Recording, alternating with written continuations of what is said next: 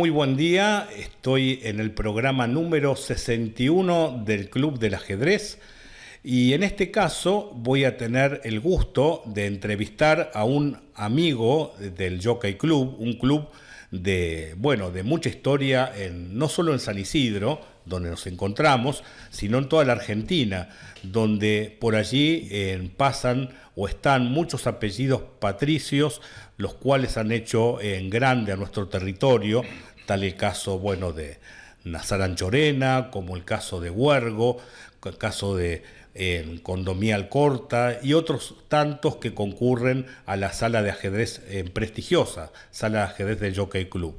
Bueno, allí han pasado, desde que estoy trabajando en este lugar hace 5 años, muchos apellidos importantes, pero también diversas personas de bien, entre las cuales se encuentra un ajedrecista del lugar, sociólogo de profesión, también periodista. Se trata de mi tocayo Rodolfo Gallo del Castillo. Un gusto, Rodolfo. El gusto es mío, tocayo, y el placer de estar acá. Bueno, hemos hablado muchas veces de manera formal e informal también en el jockey, en algunos casos en el regreso de alguna partida que has jugado en los últimos años. Sos un joven ajedrecista porque descubriste la pasión del ajedrez hace poco tiempo, ¿verdad? Bueno, digamos, es un redescubrimiento, porque yo tuve una pasión por el ajedrez muy acendrada cuando tenía 16 años, en mi adolescencia. En esa época había una sola, tengo unos cuantos años, así que en esa época había una sola revista de ajedrez que salía creo que una vez por semana, una vez por mes. Y yo viví en Villa Urquiza y me acuerdo que vivía atento a la salida de la revista, me hacía caminando las 5 cuadras hasta Triunvirato a ver cuándo llegaba, y después me entretenía haciendo los finales con torre, caballo, tiene 3 jugadas para dar mate, en fin, pero en esa época me había absorbido tanto, era una adicción. Entonces había dividido a la humanidad en 2 grandes grupos, los que sabían jugar al ajedrez y los que no sabían. Bien. Si sabían jugar ajedrez, fantástico. Claro. Ahora, si no sabían jugar ajedrez, podía ser premio Nobel, lo que sea. Y me importaba nada. ¿Estamos hablando de qué año? Los años 50, 60. Momentos importantes de Argentina a nivel ajedrecístico, que había sido subcampeón mundial de las Olimpiadas, el equipo argentino. Sí, ¿no? sí. Entonces era nuestro equipo tan tradicional de esa época, con Naidor, Pano, el mismo Roseto que estábamos hablando de manera informal, Pilnik, Guimar, todos estos ajedrecistas, en Bolbochán, todos estos. Y además tenían buena prensa, es decir, había columnistas, lo conocía Luciano Cámara en la prensa.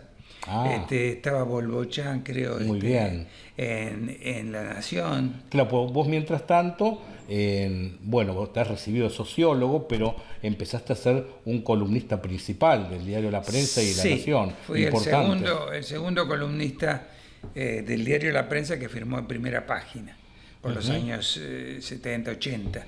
Bien. Tuvimos una destacada labor periodística en ese momento. Claro, y ahí conociste a estos cronistas de ajedrez, gran maestro, uno de ellos, Bolbochán. Un encantador amigo, puedo decir entre comillas, porque no lo traté tanto, pero sí con bastante intimidad, que era Oscar Pano. Oscar Pano, porque sí, lo traté y yo soy, digamos, redondeo lo de mi adolescencia. Era tan fuerte mi adicción que tuve que dejar el ajedrez por largas décadas. Es decir, porque me absorbía absolutamente, es decir, no pensaba en otra cosa más que en ajedrez. Entonces, cuando algo ya es demasiado importante, hay que dejarlo, ¿no? Es una cosa... Y así puedes estudiar en una carrera universitaria y demás, y lo otro hubiera comprometido en parte por la gran pasión que tenías por este juego. Exactamente.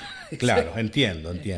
Y después con mi nieto, que hace unos años descubrió su interés por el ajedrez, entonces ahí volví a refrescar todo. Fui al Club Argentino de Ajedrez, compré un libro, compré un juego bueno para jugar, los Trebejos famosos. Claro. Un buen tablero de madera.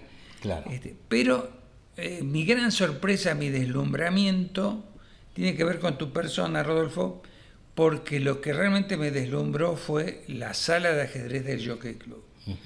Para los que no conocen, la sala tiene un matiz casi mágico, produce un deslumbramiento por la calidad de sus personajes, de los jugadores, su historia, su director general, como sos vos. Muchas gracias. No, porque aparte sé que no fue fácil.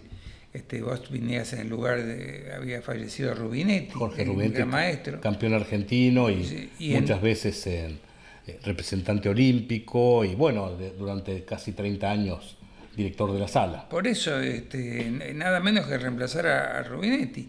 Y sé que Huergo, Hernán Huergo, el querido amigo, y gran persona, que es un poco el alma de la sala de ajedrez, estuvo como 6 meses haciendo el casting, la búsqueda, Claro. hasta que afortunadamente te seleccionó, querido tocayo, y a partir de ahí, digamos, podemos decir que la sala de ajedrez del Jockey Club va viento en popa.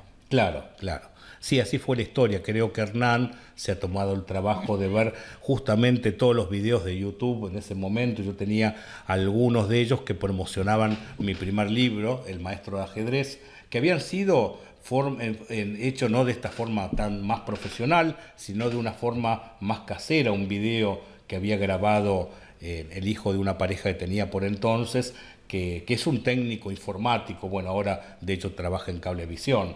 Pero bueno, él había grabado, digamos, en su propio domicilio y tenía que ver las partidas más trascendentes del libro El Maestro de Ajedrez que yo explicaba junto con un alumno las partidas allí.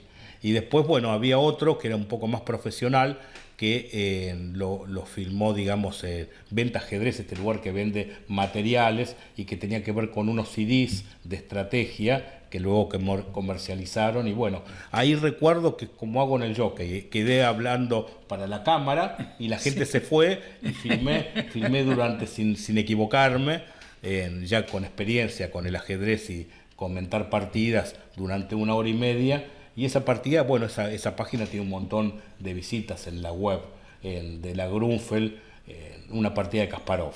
Así bueno, es una cosa que, aparte del nombre Rodolfo, tenemos en común, porque vos realmente, querido tocayo, tienes una gran capacidad literaria. Ajá.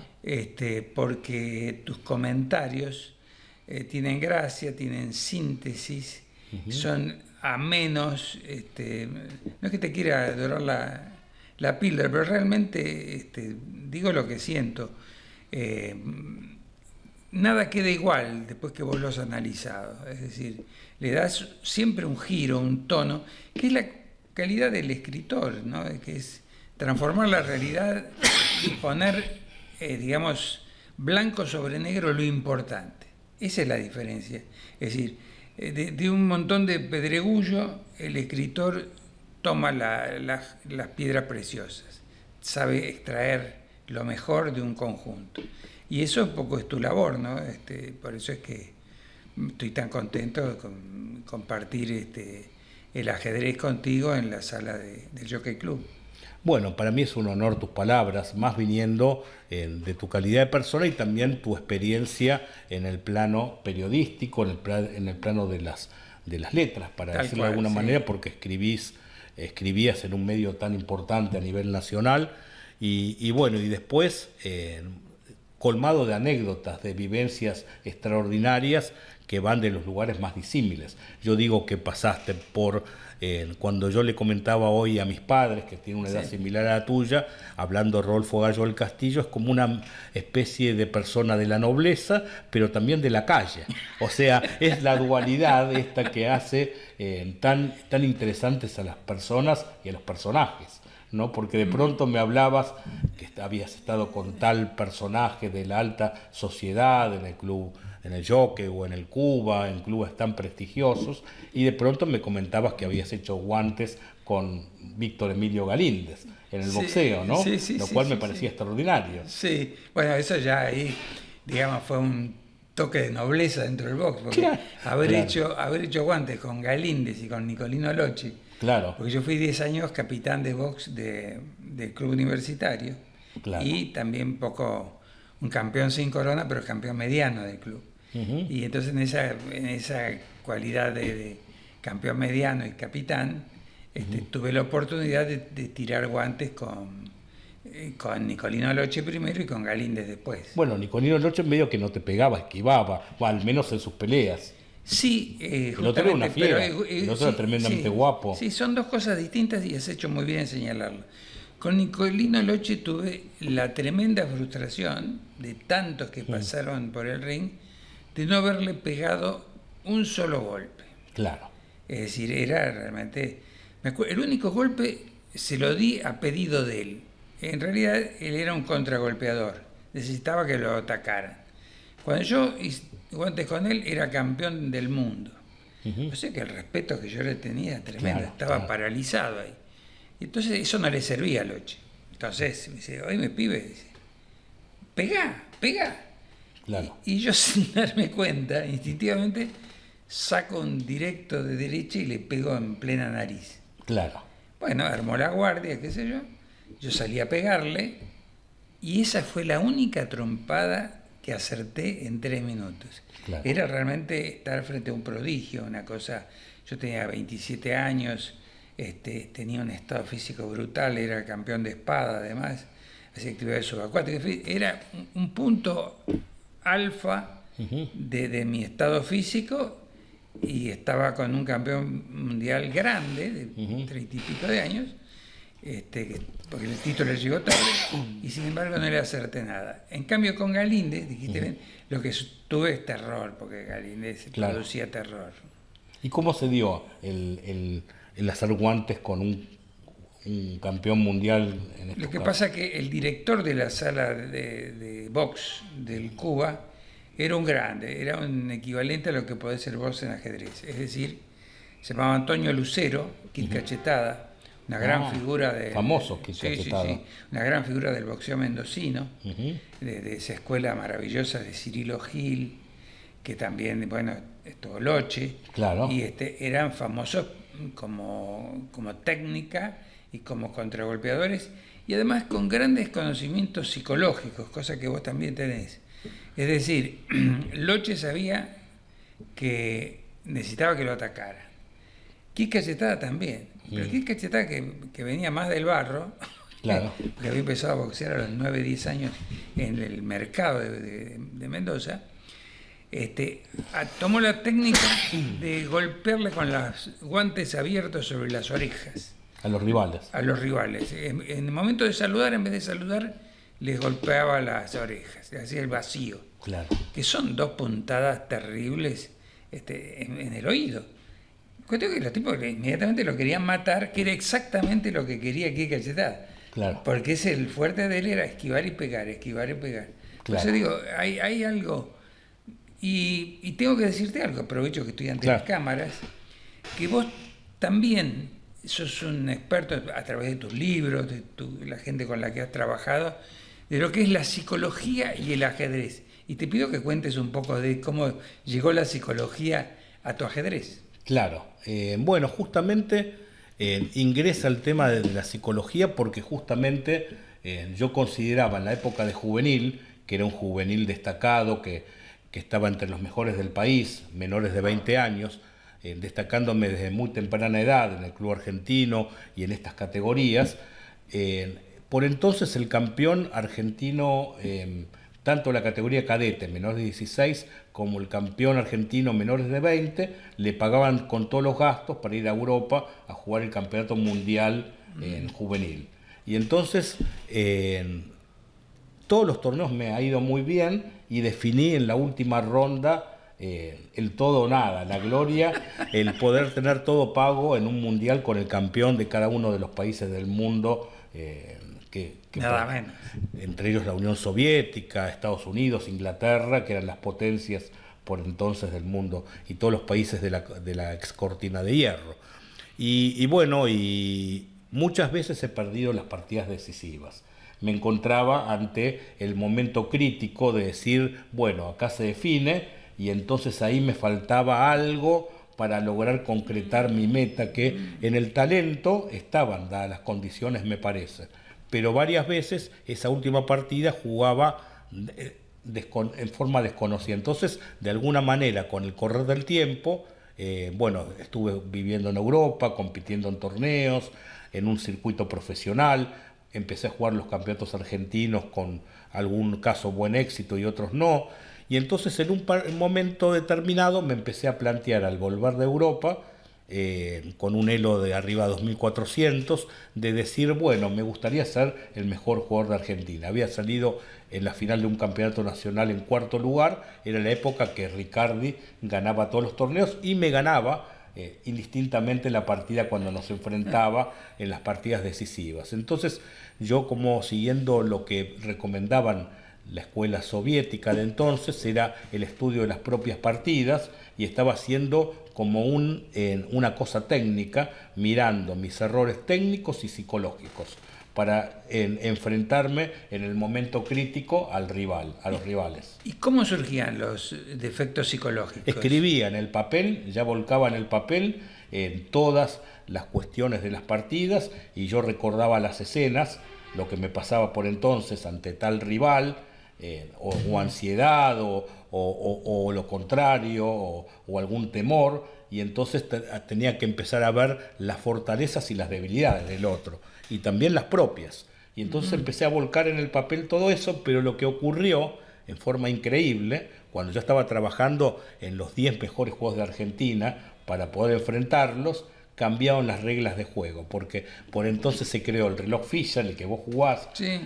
Se jugaba con el reloj de cuerda, en el cual había una hora para las primeras 40 jugadas y después una hora para las siguientes 20, era un ritmo de juego mucho más extendido, con apuro de tiempo. Muchas veces te quedás apurado de tiempo con, no sé, jugar 15 jugadas en un minuto, y después llegabas al control y volvías a tener como una paz provisoria para luego en otro momento volver a... Entonces toda esa situación se cambió con el reloj de Fischer, te dan el incremento, y vos, que sos de pensar, te podés quedar apremiado en algún momento, pero luego, o sea, si jugás 3 o 4 jugadas, rápidamente te quedás de vuelta con tiempo en el reloj, 2 o 3 minutos para pensar el siguiente movimiento. Allá no, era que era finish, o era a terminar, muerte súbita. Y entonces yo me estaba poniendo en tono para tratar de competir con esas reglas de juego. Con esa muerte súbita. Claro, de pronto cambiaron las reglas y eso un poco me desmoralizó. Más que yo ya no era un competidor de muchos torneos al año. Al volver de Europa y comenzar acá a trabajar en San Isidro, en la escuela municipal, y después con muchos alumnos particulares, yo terminaba jugando un par de torneos al año. Entre ellos apuntaba el campeonato argentino, que dependía si el campeonato se jugaba una etapa semifinal y una final, con lo cual si eran 2 etapas eran un montón de días, con el cual tenía que abandonar a mis alumnos. Tenía que elegir uno que sea un solo torneo, sistema suizo, y que se terminara en 10 días o 12, y bueno, y ahí me permitía, bueno, era toda una situación compleja, y después poco a poco, bueno, todo eso lo empecé a volcar en la vida misma, te diría yo, con el correr del tiempo, la psicología. Yo mismo pienso muchas veces, le decía a Alejandro Bonfanti al bajar del ascensor en la última ronda que jugamos, y muchas veces yo pienso con respecto a mi empleador, qué es lo que pretende mi empleador de mí. Y en la partida es fundamental que vos pienses qué quiere hacer mi rival con este movimiento, qué es lo que ha hecho y lo que ha dejado de hacer. Y entonces, ver en tiempo y espacio cada situación, jugada por jugada, bueno, lo voy llevando a la vida y al ajedrez, ¿no? Bueno, en parte no sé si quedó... Bueno, eso que me decís, yo vengo de un deporte que practiqué toda la vida, que siempre se decía que era el ajedrez pero física, ¿no? Yo soy espadista. ¿Fuiste campeón de espada? Sí, campeón de espada bastantes veces. Tengo además cantidad de trofeos, porque siempre, digamos, era un tirador de podio, digamos, estaba siempre de los 3 primeros, digamos, de los torneos que hacía. Por supuesto, no era el campeonato argentino, era un nivel poco más, más de clubes, pero igual hay que ganarlos. Claro. Entonces, y yo tenía las condiciones para estar en el podio, que era lo que me interesaba. Yo cuando soy bailarín de tango, cuando bailo es para el aplauso. Si no me aplauden, como que no hubiera bailado. ¿Y la espada también? Y bueno, el boxeo y la espada son deportes individuales de enorme exposición. A veces tenés 200, 300 personas de espectadores que estás haciendo en la pedana o en el ring. Entonces ya ahí te da digamos, pasar del ring y la pedana al escenario no es un cambio tan tremendo. Estás solo, como decía Bonavena, te sacan hasta el banquito, Claro, vamos a pelear, claro. te sacan hasta el banquito, tenés nada. Entonces estás acostumbrado a esa soledad. Y en esa soledad tenés que construir un éxito. Sobre todo me pasaba en comedias musicales, que me di grandes bailarinas como Liliana Belfiori, la directora del ballet del Cono Sur, y gran figura del Colón, Elsa María, una de las más grandes bailarinas de tango, me decía, mirá, negro, vos sabés que mi nombre artístico es el Negro Gallo. Negro Gallo. Entonces, mirá, negro, que el primer número es fundamental. Tenés que salir a matar, es como el bote. Las primeras remadas, ahí está todo. Y en la comedia dependen, y muchas veces me tocaba abrir el espectáculo. Y entonces bailaba para el aplauso. Claro, Así. claro. Volviendo a la esgrima, ¿cuál es la fuerza de la espada? Que te enseña a manejar la agresividad propia y la ajena.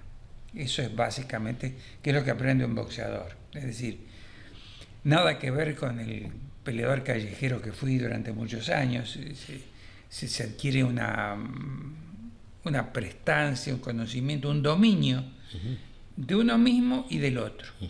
Entonces eso es, digamos, el bagaje que yo tenía cuando llegué al ajedrez. Y otra cosa, en la espada precisamente, de las tres armas, florete, sable y espada, se dice así: el rey de la paciencia es campeón de espada. Es decir, tenés que tener un gran dominio para controlar la ansiedad. Fundamentales. Pero hay distintos estilos, así como en el ajedrez está el jugador táctico o el jugador posicional. Me imagino que en el boxeo, que bueno, es más popular, más populoso, que todos hemos visto peleas de los campeones mundiales, hay estilos, está el técnico y está el peleador. Y en la espada, ¿cómo sería el estilo? Está perfecto, sí. Bueno, la técnica es un bagaje que te acompaña. Es decir, a mayor técnica en los deportes, menor esfuerzo. Así que cuanto más hayas incorporado como técnica, mejor.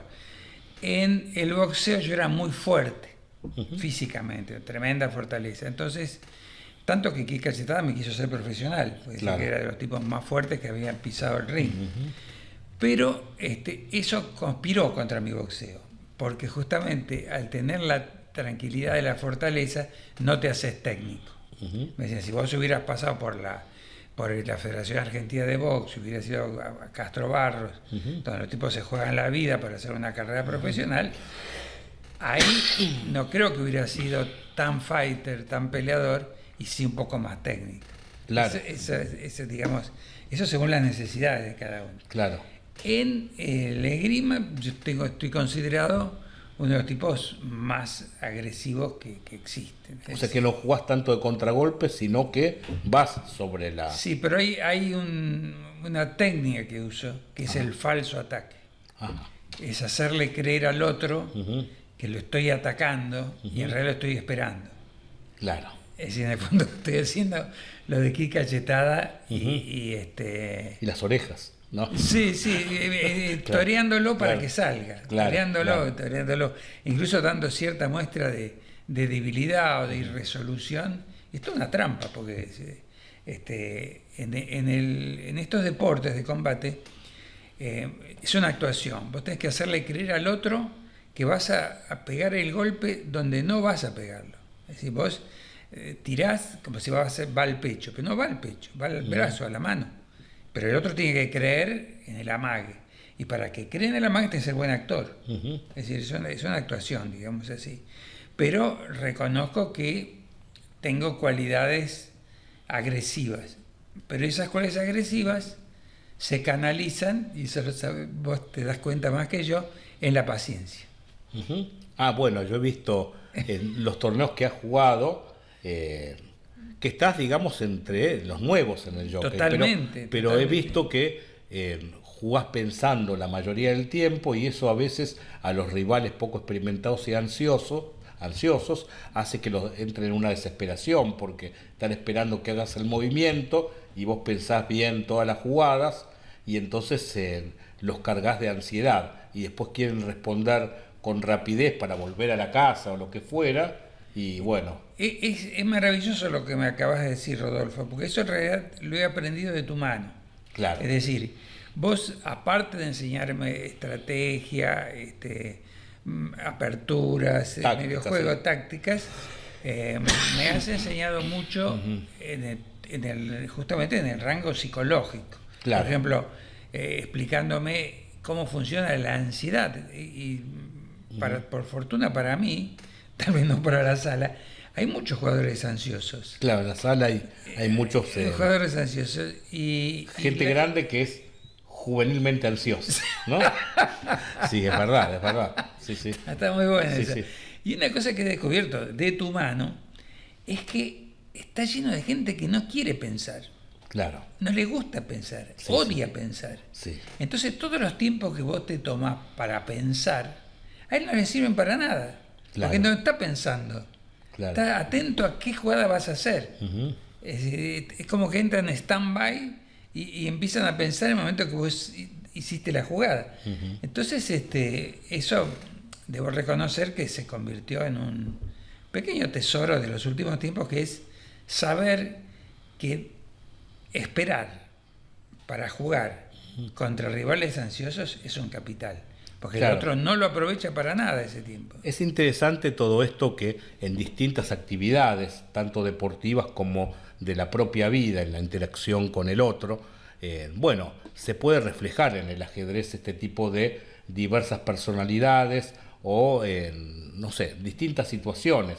El otro día me hiciste como un elogio que yo soy un resolutor de problemas. Sí. Entonces siempre estoy mirando que es en el jockey, sobre todo que hay personas de perfiles altos, que a lo mejor uno quiere algo y el otro quiere y que se contraponen y a veces tienen que jugar una partida y no acuerdan el día jugar y entonces hay que intervenir para tratar de que ambos se sientan contentos. Bueno, esa es mi función y en la vida, llevado al ajedrez, también tenés que ir resolviendo problemas que te va poniendo tu rival, o la tabla de posiciones o la exigencia del torneo. Bueno, es permanentemente que en la vida y en el ajedrez estás haciendo cosas que son semejantes. Bueno, yo tengo que decirte también que desde este deslumbramiento pues yo pertenezco internamente a un mundo caballeresco, que es el del esgrima. Claro, Y entonces me he encontrado en el ajedrez un mundo totalmente caballeresco, casi Claro. medieval. Es decir, incluso esa preciosa costumbre de ser buena partida Dar al la rival, mano. darle la mano al rival antes de comenzar y decir buena partida. Claro. En fin, tiene todos unos usos así, costumbres, aparte de tener un ejército propio Ah. que enfrenta al ejército rival. Que es, Todo- es un combate de ideas, lo cual Sí. lo hace muy atrayente, porque Sí. está el combate o la guerra personificada en el campo de batalla real, pero esto es como si fuera que sos el general del campo de batalla y manejas tu ejército, digamos, con ideas. Bueno, precisamente eso es lo que te quería decir y agradecer, que he descubierto no hace mucho que estoy trasladando cantidades de cosas aprendidas en el ajedrez a mi vida vida de Interesante. todos los días, ¿no? Es decir, yo estoy metido bastante en política en el club, me gusta Ajá. siempre que predominen las buenas ideas, Qué soy bueno. un ente social, digamos así. Sí, sí. Y para lograr cosas, así sean excelentes, no basta con que uno lo desee, tiene que convencer, tiene que saber esperar el momento, tiene que encontrar la oportunidad. Y todo esto, todas estas acciones, se ven muy favorecidas por la práctica del ajedrez. Yo lo siento ahora como un tesoro que he incorporado, porque Incluso tiene algo que es el don de la oportunidad, porque por un lado no te podés apresurar, pero tampoco te podés quedar pensando indefinidamente. ¿Sí? El término medio de las cosas. Sí, siempre hay un momento de decisión. Claro, y es como que te enseña valores el ajedrez. Yo lo hablaba en una nota que le hice a mi hija, que el programa 52 justamente, y que hablábamos de los valores que transmiten el ajedrez. Creo que es importante esto para los chicos, para que, bueno, esto de darse la mano, de la aceptación de las reglas y de una derrota, que no es nada fácil para un adulto y para un niño, esto de aprender también a perder, ¿no? Básicamente, fíjate vos que una de las cosas por las que yo estoy muy cercano al turf, yo me acuerdo que entré al diario La Nación cuando tenía 22 años, allá lejos y hace tiempo. Y lo primero que hice fue visitar a la sección carreras. Claro. Y entonces, ¿pero por qué? Yo había entrado por concurso a la sección economía. ¿Por qué estás acá? ¿No? Entonces, bueno, le digo, porque ustedes se manejan con un mundo muy poco común. ¿Cuál? El de los que saben perder. Los jugadores saben perder. Ni se les ocurre que se puede no perder. Y en un país donde hay tanta gente que no sabe perder, realmente el turf es un tesoro. Porque así como en el fútbol está lleno de malos perdedores, de pésimos perdedores, el turf está plagado de buenos perdedores, que pueden perder todo y disimulan, como dice la revista Punch, la revista inglesa, tiene una hermosa definición de deportista, de sportman. Dice, aquel que es capaz de disimular con una sonrisa el desencanto de un revés. Es decir, eso es fundamental, no pasarle a otro bueno, me pasa, esto te lo puedo decir, me pasa en algunas partidas de ajedrez del club, pero gente todo pasa, que no sí. sabe perder, y yo entonces, ¿qué hago? Me retiro caballerescamente, me privo de tomar una copa o algo así, para dejar que el otro siga con esa cara que... Quizás haga catarsis, sí.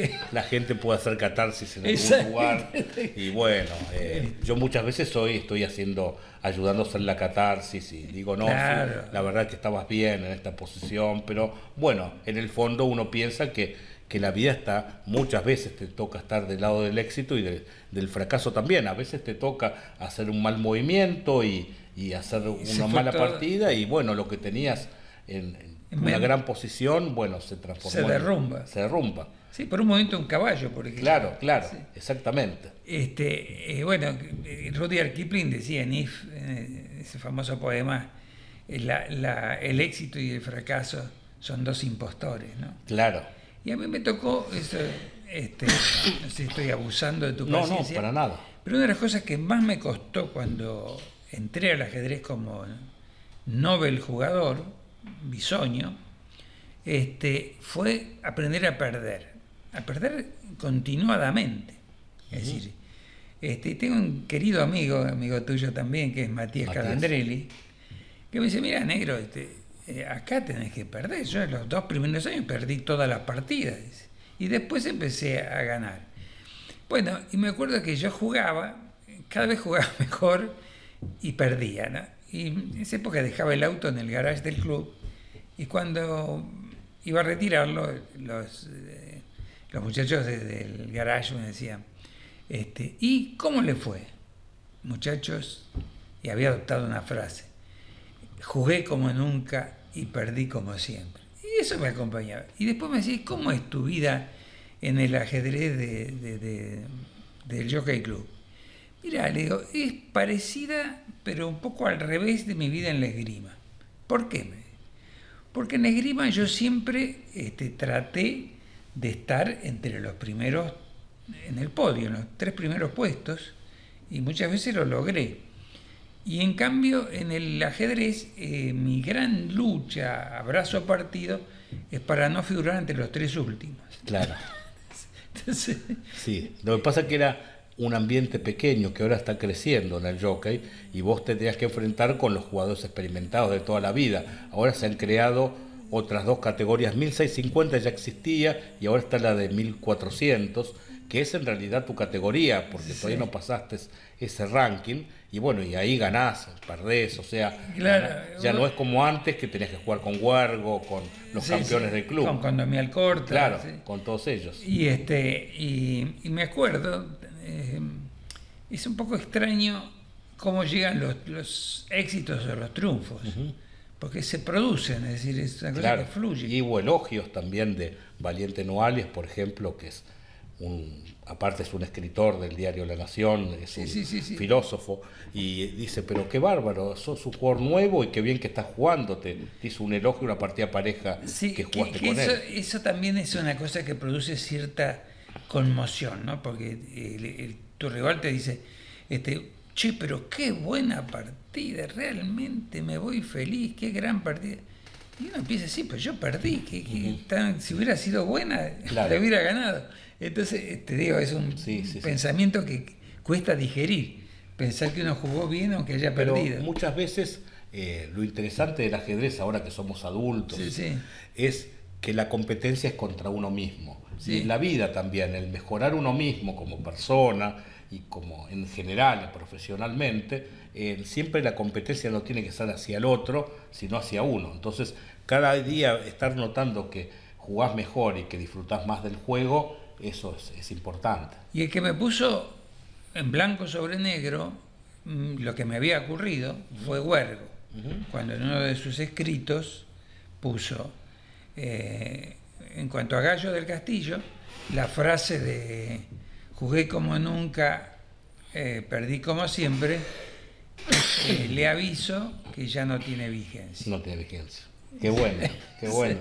Una buena síntesis. Sí, él es un gran escritor. Él ahora acaba bueno, sacó el club, en realidad, todas las crónicas de los amigos, que la viene desarrollándose un montón de años, lo tiene culminado, y ahora cuando se haga el día que va a venir Alan Pichot al club, no sé si sabés. No, contame. Bueno, esto es en breve y que voy a decir así una infidencia acá en el programa.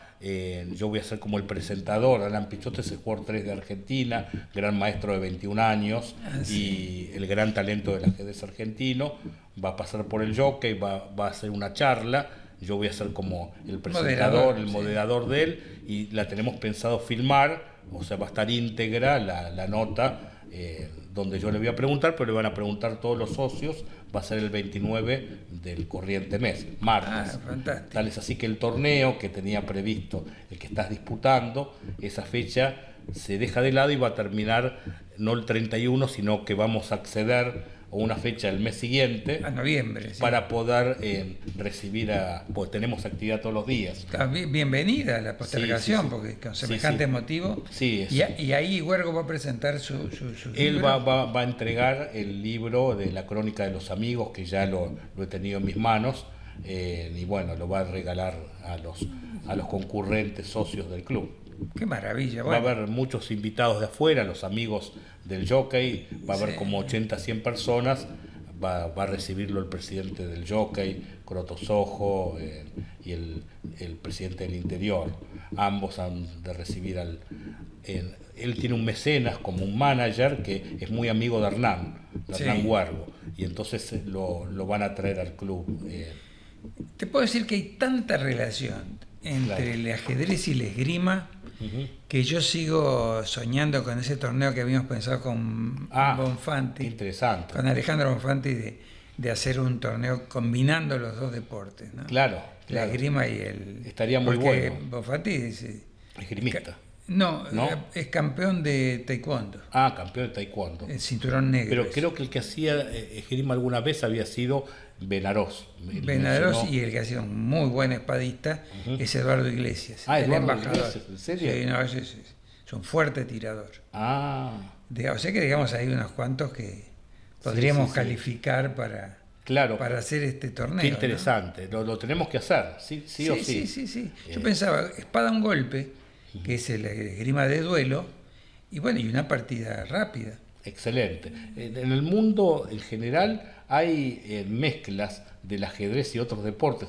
Aunque no lo creas, después buscarlo en YouTube, hay boxeo con ajedrez, o sea, Y acá en San Isidro, con Guillermo Rivas, que es un afamado tenista, que era el director de la escuela de tenis del municipio, hicimos en una ocasión un encuentro de tenis y ajedrez, donde los chicos concurrentes en la escuela de ajedrez jugaron ese día al tenis y viceversa los chicos de la escuela de tenis. Son dos deportes individuales, donde en la competencia te encontrás, como dijiste, como en el box, solo contra el rival, y hay algunas cosas en común.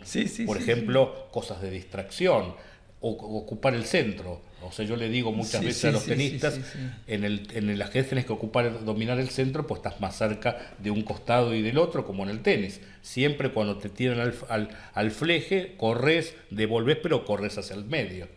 Y hay patrones comunes en muchos deportes. Eso es otra cosa interesante. Sí, eso que decís, por ejemplo, en el squash es absolutamente fundamental estar parado sobre el punto de la T. Exactamente. Entonces, en la cancha tiene una T, claro, que son los dos cuadrados de cada rival, y ese punto donde se juntan las dos rectas, es fundamental ocuparlo. Y en el box también, tenés que ocupar el centro del ring. Centro del ring y tirar el jab de izquierda. Bueno, el jab de izquierda es la forma de sostener tu posición. Claro. Es mantener alejado al rival. Porque otra cosa que se aprende en el boxeo y en la esgrima es que la corta distancia es la más peligrosa de todas. Ahora, en el caso del box, como yo era muy fuerte, aprovechaba mi fortaleza para cortar las distancias. ¿Y qué categoría eras? Mediano. Mediano como, la de Monzón. Como Monzón. O sea, que eras un poquito más grande que Nicolino Loche y más chico que Galíndez, que era medio pesado. Tal cual, sí, exactamente. Estaba pesado. En el medio, Sí. Y después otra faceta que te he descubierto, pero de una forma inesperada. Un día relajadamente fui al cine y me lo encuentro en una película que empiezo a mirar, a Gallo del Castillo actuando al comienzo de una película afamada argentina. Sí, la película Rojo, con Andrea Frigerio y Grandinetti. Claro, Grandinetti. Bueno, pasa que la actuación me fascina. Es una adicción que practica. Pues esa faceta no me habías hablado. Y ahí me encontré con Rodolfo Gallo, que al principio de la película y al final aparece. Sí, en las dos escenas. Sí, contanos. Porque me tiene mucho cariño Benjamín Neistat, que es un joven cineasta de 34 años a lo sumo, en toda la furia, que ya ha tenido premios en Berlín, el Festival de Berlín. Claro. Esta película Rojo sacó premio al mejor director y al mejor actor en San Sebastián. Claro.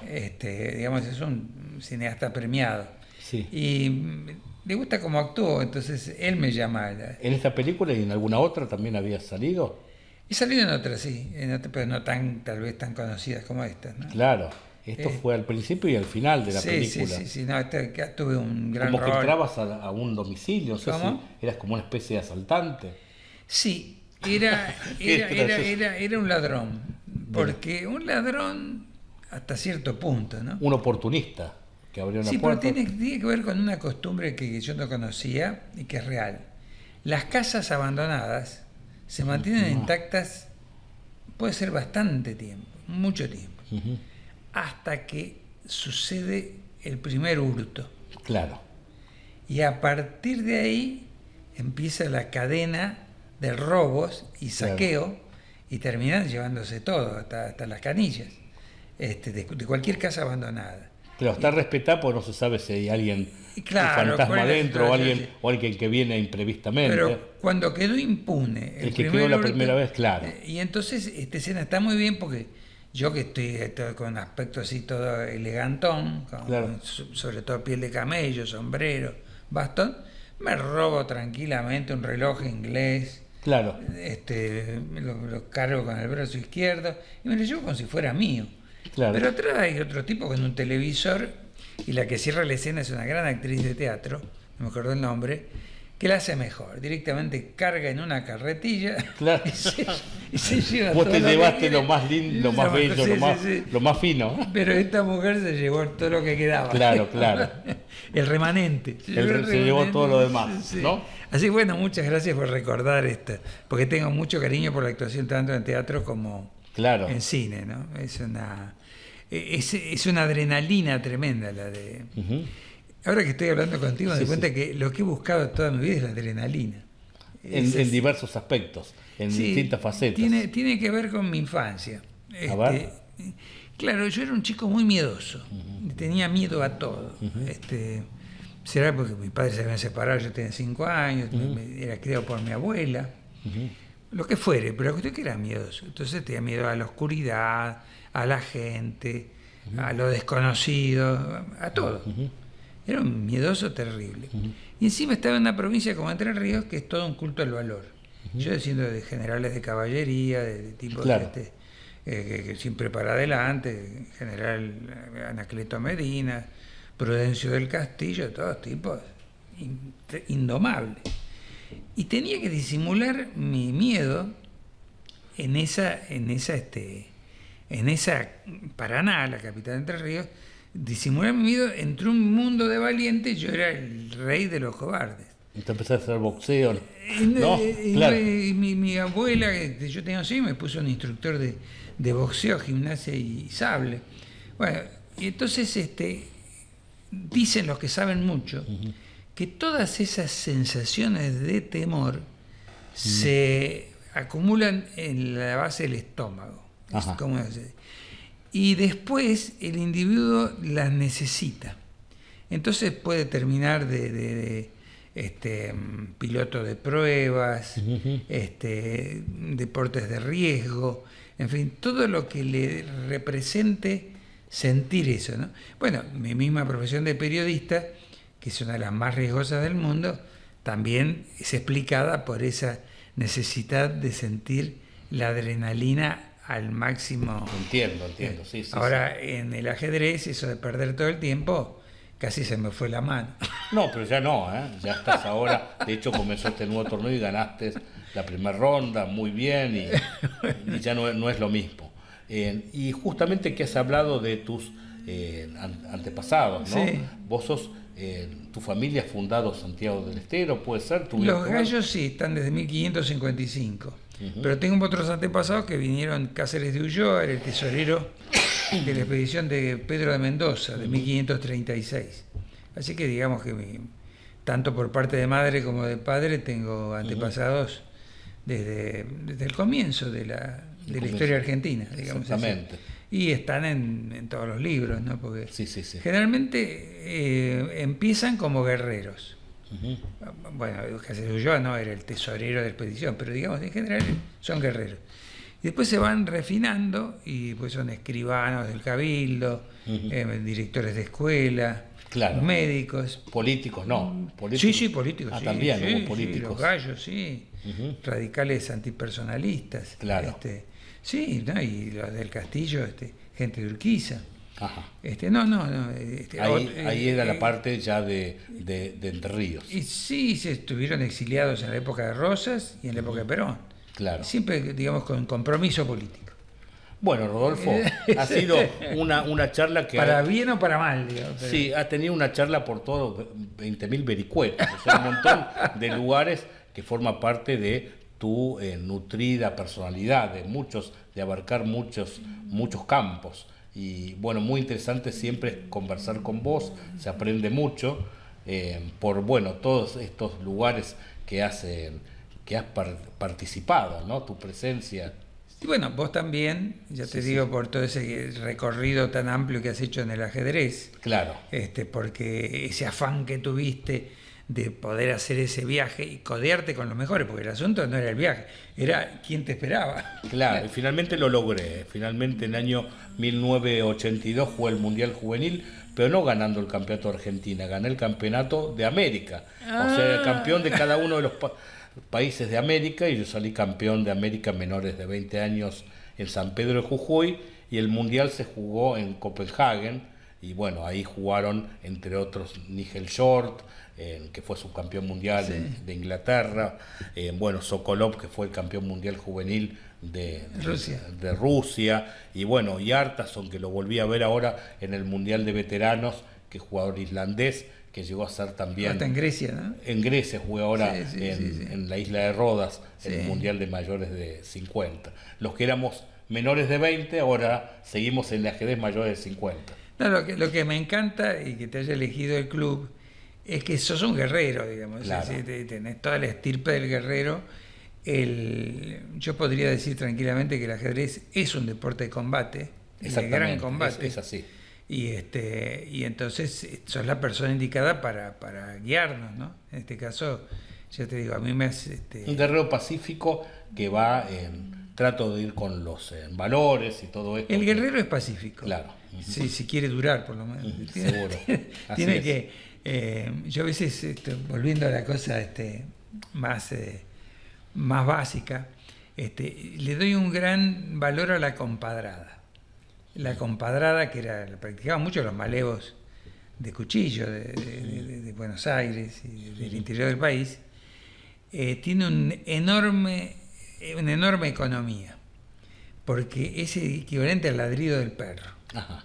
El perro ladra para no morder. Sí. Es un aviso.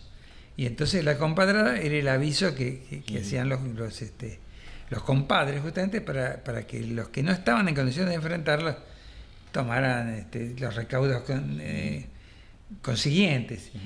La compadrada quiere decir así, si la traduzco, que hay un tango que tiene ese título, pensalo bien. Y obligar al otro a pensar qué va a hacer.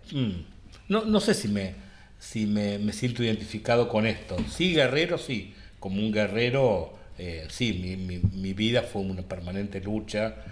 Primero, me parece, para progresar, para salirme con la mía, de poder dedicarme a mi gran pasión, que es el ajedrez, luego transmitirlo a mis alumnos, esta gran pasión que yo tengo, y ahora mezclando un poco la vida diaria con el ajedrez y el escribir los libros. Bueno, todo esto ha sido como una gran lucha.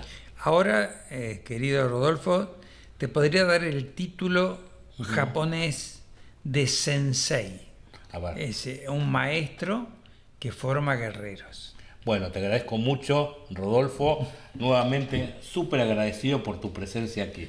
Para mí fue un honor entrevistarte. Sensei Garbarino, el placer es mío. Muchas gracias, señor tocayo Rodolfo Gallo del Castillo. Gracias. Muchas gracias. Hasta luego.